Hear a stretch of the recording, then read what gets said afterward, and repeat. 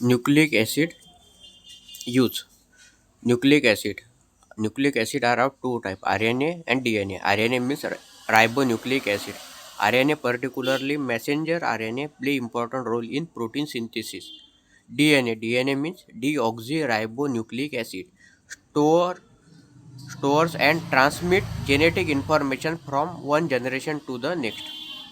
देखिए यह हमारा लास्ट बायोमोलिकुल्स है न्यूक्लिक एसिड। जो न्यूक्लिक एसिड होता है वह टू टाइप्स का होते हैं, आरएनए एंड डीएनए। आरएनए मतलब राइबोन्यूक्लिक एसिड। तो जो राइबोन्यूक्लिक एसिड है आरएनए वो भी डिफरेंट डिफरेंट टाइप्स के होते हैं, लेकिन उसमें से जो एमआरएनए मतलब मैसेंजर आरएनए यह इम्पोर्टेंट होता है हमारे बॉडी के लिए, क्योंकि यह प्रोटीन सिंथेसिस करता है। यह इसका शॉर्ट एप्लीकेशन होगा।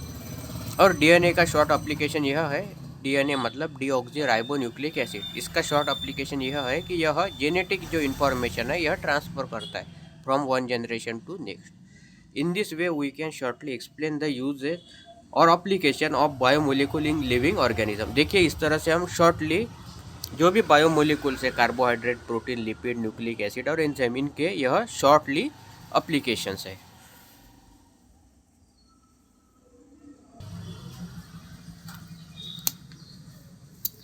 देखिए जो इस चैप्टर का नाम है बायोमोलिकुल्स और कंसेप्ट है बायोमोलिकुल एंड इट्स यूज। अगर इस तरह से आपको क्वेश्चन पूछा जाए तो आपको सबसे पहले बायोमोलिकुल्स की डेफिनेशन लिखनी होगी। तो देखिए सिंपली बायोमोलिकुल्स मतलब ऐसे मोलिकुल्स होते हैं जो हमारे लिविंग ऑर्गेनिज्म है, वो जो बॉडी है लिविंग ऑर्गेनिज्म की, उसका मेन कंपोजिशन ही बायोमोलिकुल्स होते हैं। मतलब जो लिविंग ऑर्गेनिज्म की बॉडी है वह carbohydrate, protein, lipids, nucleic acid और एंजाइम इनसे इन कंपोजिशन से ही बनती है। सेकंड देखिए जो लिविंग ऑर्गेनिज्म में जो भी एक्टिविटी या प्रोसेसेस हैपन्स होती है वह सभी बायोमोलिकुल्स के वजह से ही होती है। और जो लिविंग ऑर्गेनिज्म की जो भी प्रोसेसेस को कंट्रोल किया जाता है वह भी बायोमोलिकुल से ही किया जाता है। और लिविंग ऑर्गेनिज्म को जो भी स्पेसिफिक स्ट्रक्चर वह एक्वायर करते हैं लिविंग ऑर्गेनिज्म, वह भी बायोमोलिकुल की वजह से ही होता है। तो इस तरह से हम सिंपली बायोमोलिकुल्स को यहाँ पर रिप्रेजेंट करेंगे, यह इसकी डेफिनेशन होगी। अभी हम देखेंगे फर्स्ट बायोमोलिकुल्स कार्बोहाइड्रेट। देखिए कार्बोहाइड्रेट का शॉर्ट एप्लीकेशन यह है कि यह हमारे बॉडी को सोर्स ऑफ एनर्जी है। मतलब जब हम फूड इनटेक करते हैं तो जो कार्बोहाइड्रेट है वो ब्रोकन डाउन होता है ग्लूकोज में। हमें मालूम है ग्लूकोज यह एक मोनोसैकेराइड है जिसका मोलिकुलर फार्मूला C6H12O6। और यही ग्लूकोज हमारे बॉडी को शुगर, यह ग्लूकोज जो कि शुगर है हमारे बॉडी को एनर्जी प्रोवाइड करते हैं। और इसलिए कार्बोहाइड्रेट को फ्यूल ऑफ बॉडी ऐसा भी कहा जाता है। यह इसका शॉर्ट एप्लीकेशन होगा।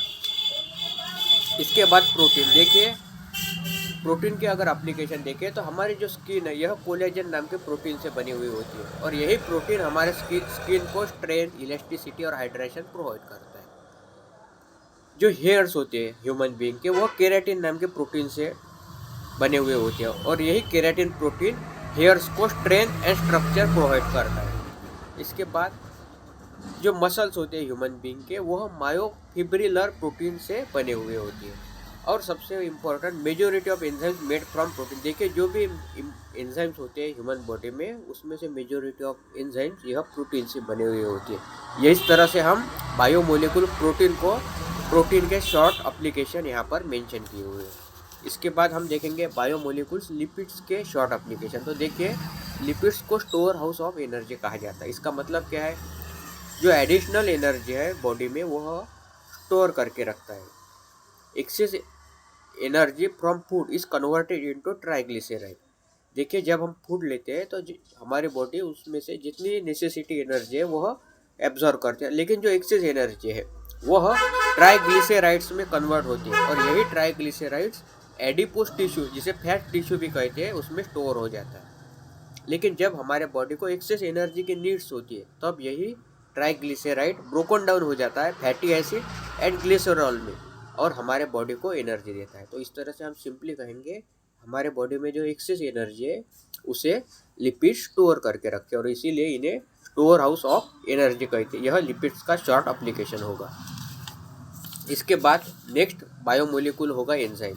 देखिए जो भी एंजाइम है यह हमारे बॉडी में स्मॉल क्वांटिटी में रिक्वायर्ड होते हैं और इन्हें बायोलॉजिकल कैटलिस्ट कहा जाता है, क्योंकि यह बॉडी में जितने भी बायोलॉजिकल बायोकेमिस्ट्री या बायोलॉजिकल एक्टिविटीज़ होती है या रिएक्शंस होती है बायोलॉजी से रिलेटेड, उनका स्पीड एनहांस करते हैं, मतलब उनका स्पीड बढ़ाते हैं, इसलिए एंजाइम्स को कैटलिस्ट भी कहा जाता है।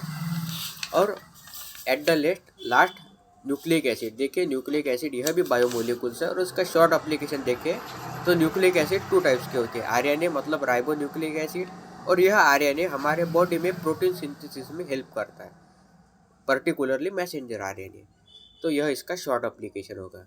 और न्यूक्लिक एसिड का जो सेकंड टाइप है डीएनए मतलब डीऑक्सी राइबो न्यूक्लिक एसिड, यह ट्रांसमिट करता है genetic information from one generation to next, यह इसका शॉर्ट एप्लीकेशन होगा।